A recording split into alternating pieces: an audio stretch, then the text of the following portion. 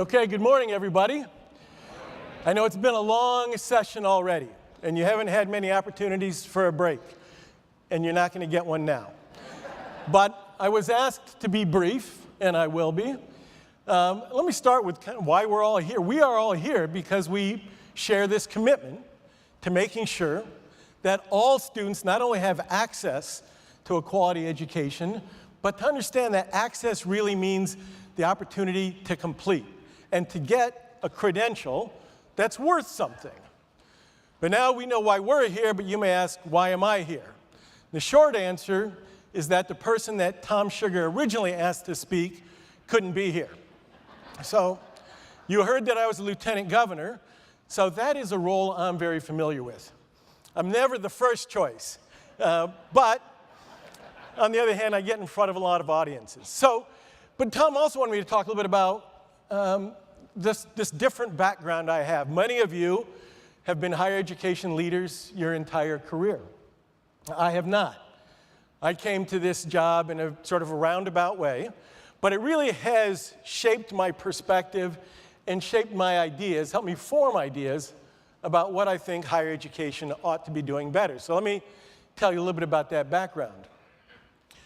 I didn't start working at a community college until after I had been practicing public education law as a lawyer representing a school board in a public school district, an urban public school district in Colorado. I'd been doing that for 10 years. Then I had the chance to work for a governor, 3 or 4 governors ago in Colorado, running a cabinet department. And after that, I had a chance to go work for the Clinton administration for a couple of years. And again, none of those things, other than that stint as a school board lawyer, had anything to do with education, and certainly not with higher education. But then the community college in the town where I lived had a president who was leaving. They'd gone through a search. They'd found the perfect person to lead that college. They offered him the job, and he said, "Never mind. Thank you very much." So they were desperate. So you see there's a pattern here to my career. And they came to me and asked me if I wanted to apply, and I did, knowing very little about higher education. In fact, my only previous job in higher education had been as a custodian at the university where I earned my undergraduate degree. But I became the president of what is an outstanding community college, the second largest community college in the state of Colorado. And I proceeded to learn a lot. And I proceeded to do a lot of things wrong. Now, the thing I did right was that I talked to the faculty, I talked to the people who'd been there a long time, and I asked them why we do certain things the way we did, how we were serving students. And so that was the right thing to do, was to ask them. But it turns out it was also the wrong thing, because I listened to them and allowed them to convince me that everything we were doing and had been doing was just fine. Well, now this was 15 or 20 years ago, and it wasn't just fine. And I learned that over time as I was there, because I tried to put myself in the shoes of the student. So the first thing I did was I said, well, what happens when a student wants to enroll?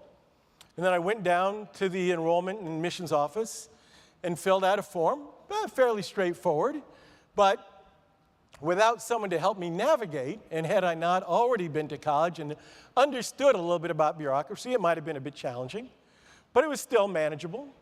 Then I found out about financial aid, and then my next step was the testing office.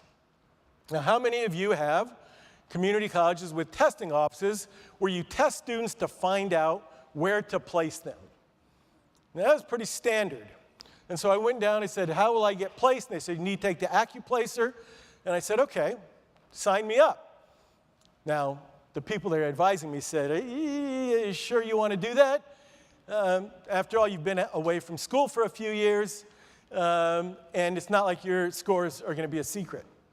And I'll certainly get out there. Well, I wanted to do it, so I said, no, I want to take the same test our students take. And I said, what should I do to prepare? And what do you suppose they told me? They said, we don't want you to prepare. We want you to come in cold. We don't want to take the chance of putting you in a math level class that's too hard for you. We want you to ease into college.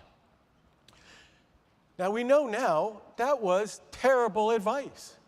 I didn't know it at the time, but I came to learn, in fact, long after I'd left that presidency, that we had all these well-meaning adjunct and full-time math and English developmental instructors who felt that it was their job to make students comfortable and feel loved. But they weren't really focused on making sure those students ultimately graduated. And for students who came in, we had 3 levels of developmental math. Math faculty at that time argued we should have at least 4 levels of developmental math because, again, we didn't want to push students too hard. But I learned that if we started them in that bottom level math class, that they had less than a 10% chance, about 8% chance, in fact, of ever getting to a college level math class, not getting to a degree. I mean, in fact, their odds of being struck by lightning in Colorado were higher than that. But that was what we did. That was the way we did things. And of course, there was an incentive to do it that way because of the way our financial systems are set up at colleges. We get paid by those hours. We get paid by the student, we get paid by the state. And in fact, significant portion, as much as half of the revenues at community colleges at the time, came from those developmental classes. And they were all taught by our lowest cost instructors. They were taught by adjuncts. It was frankly a great business model for us, but we weren't focused enough on the students. Now, we've gone past that, I hope, at most of your institutions, because we know it doesn't work. We know that those students came and they may have felt not too stressed, but they also got frustrated and they left. And what I found I had to do was reflect on my own experience as a college student, and I didn't do that often enough. Now, when I was a college student, I arrived having graduated from a majority-minority high school, and I ended up on a predominantly white state institution. I had decent test scores, better than decent. I had mediocre grades, and I immediately felt lost and overwhelmed and went on to academic probation within my first semester, where I stayed as long as you can possibly stay before they kick you out. But I eventually figured out how to succeed. It wasn't until my 3rd year, and I certainly didn't graduate on time, but I ultimately did graduate once I connected myself with student groups. They were minority student groups, the Latino Student Organization, that helped me feel like I actually belonged there, and there were other people like me at this institution. And that's an important message that we must not lose sight of. For too many of our students who are first-generation students of color, low income, who have not been on college campuses before they showed up to enroll, it's often just a sense of that feeling they belong. And you need to do everything you can, and it's not just your job as the leaders, but the job of every single person on your campus. I used to tell the people at the university I ended up working at, I would meet with the grounds crew and tell them, your job is to help us make these students feel welcome. We never know who a student is going to feel some connection to. It could be someone in the financial aid office. It could be a professor. It could be someone on the grounds crew that they pass every day on their way to class. All of them need to remind that student that they're valued and that we want them there. Now, I went from the community college to a regional comprehensive university, an HSI, a Hispanic Serving Institution. Anybody here from an HSI? All right, come on, give it up. And those of you who aren't at an HSI now, well, in 5 years you might be. Well, that's the reality. We have dramatically changing demographics. Our white high school graduate numbers have been going down since 2009, after 2 decades of steady climbing. And the only thing that saved our institution is the steady growth rate of our Hispanic student population. We have, frankly, a much higher birth rate. Frankly, of course, our women are hot and all of us men are short, but we're potent.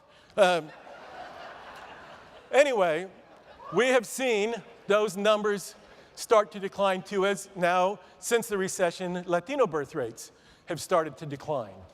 So we have to make sure that we are recruiting every single student we can. And what I heard just now, I heard from the panel, I've heard throughout the morning, is about the incredible success of our community colleges. That they do so much, that our access institutions do so much. They are the foot soldiers who really lead to the kind of change we all want to see. Now again, I don't want to put down access institutions or community colleges. Everything we know about them is true. They do serve a high percentage of minority and low-income and first-generation students. And yet, that's also a problem, because we know that in recent years, and this has been very clearly demonstrated, that we are seeing our access institutions and our more elite institutions, we're seeing increasing division, segregation by both class and race. And it really goes to that whole notion of dream hoarders that we just heard about. That upper middle class wants to protect what it has. It wants to provide for its kids. I want to provide opportunity for my kids. And that means, as you all know, getting them into a better school, a more elite institution, is a big head start for them, not just because of the education they receive, but because of the contacts they make, the environment in which they find themselves. They're also much more likely to graduate. And yet what happens? What happens to our minority students or our low-income students is we tell them paternalistically, that's where you should go. That's where you'll feel comfortable, and that's what you can afford. And by doing that, we not only divert very capable students into schools that may serve them well, but may not have the resources to serve them as well as that flagship or that elite institution. And in fact, we know they don't. We know the graduation rates, even for people with similar academic backgrounds, are higher at the more elite institutions.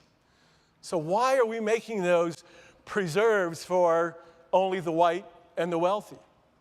And when Richard Reeves talks about that sort of middle class, upper middle class privilege, let's not lose sight of a privilege that he didn't mention but is absolutely there, and that is white privilege. And we fight in this country just as hard to protect white privilege as we do upper middle class privilege. In fact, let's think about that. None of us like to describe ourselves, whatever our income, as rich. We're all middle class, maybe upper middle class, but God forbid we would describe ourselves as rich. Well, unless you're the president, of course. We all want to understate, and he wants to overstate, but anyway. We can't, on the other hand, involve in that kind of escapism when we're talking about our race or ethnicity. You're either white or you're a person of color, and if you're white, like it or not, low income or upper income, you have certain privileges that we need to recognize, because until we recognize and acknowledge them, we will not do a good job of serving our students of color.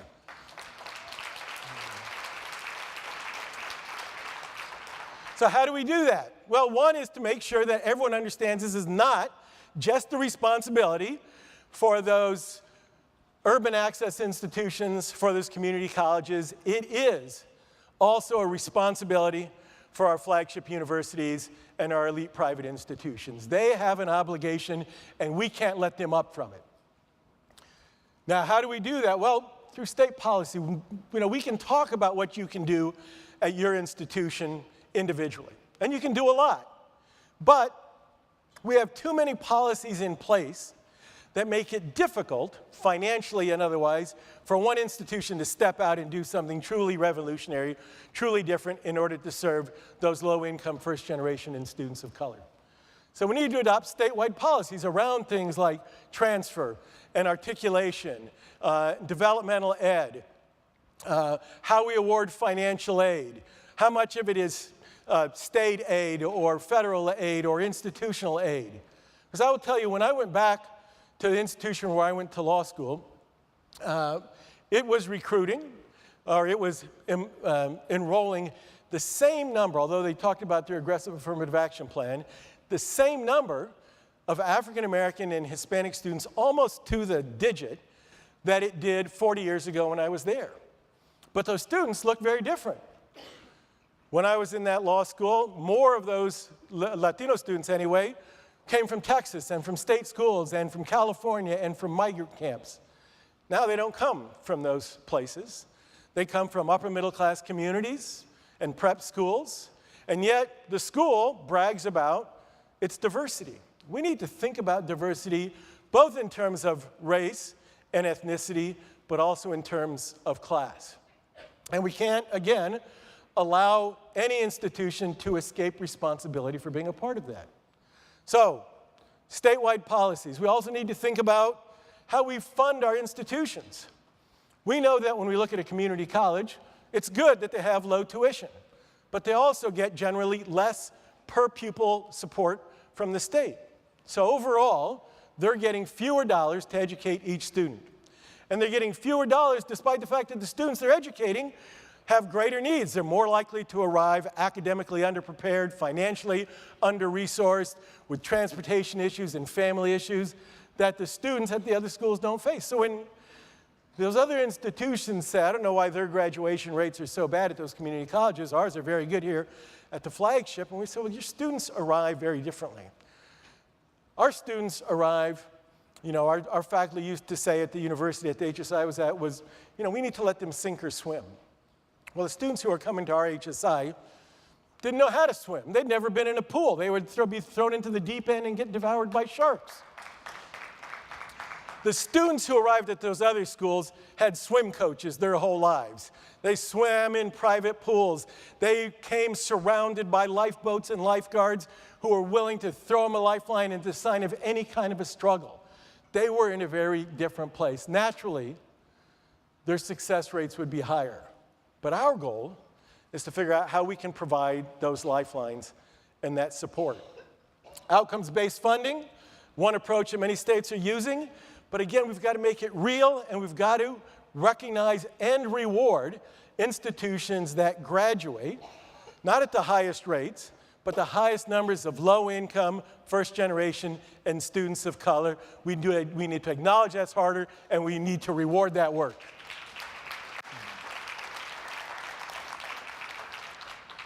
So now Tom had wanted me to talk a little bit about my personal story in school. And I'll be brief because I'm out of time. But I hadn't planned to have any pictures. I'm going to show you one in a minute or two. But first, let me say, I attended public schools my whole life. My family's from a small community in northern New Mexico.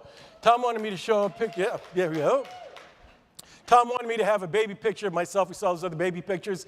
I will tell you, I did not want to do that. And then it occurred to me, like most babies, I was short, bald, and chunky. So not much has changed. You can imagine it. But let me show you a picture, first a black and white picture of my family, going back 2 generations. This is on my mother's side. This is the background that she had. She grew up in a family of 10, as did my father, from the same community. She had dreams about going to college, but that didn't happen for her. One of her sisters went to nursing school. My mom had that dream of going to college, but like most young women from that community, she got married. By 24, she had 5 kids and was following my father, who had joined the Army, around the country. But she was determined not to let up on that dream. And remember that American dream, because we all have them. Wherever we grew up, whatever language we speak at home, we all have that dream of bettering our lives, and usually through education, so that we can give better lives on to our kids. She had that dream, and ultimately, though we all went to public schools, some good, some bad, we all enrolled in and ultimately graduated from college. I went to a state school, but I was able to go from there, despite a rocky start, on to Harvard Law School, where I earned my degree. My 2 younger brothers did undergraduate and graduate work, have both degrees from MIT. My older sister went to University of New Mexico, years later went back and got a medical degree and is a licensed physician. And my older brother, who had the hardest time, went to 3 different institutions, but ultimately earned his degree before a career in the Air Force. And then at the age of 56, after we were all gone, my mother enrolled in the local community college. At 56, she enrolled. At about 60, she transferred to the local 4-year university. At 63, she earned her bachelor's degree, and she got a better job.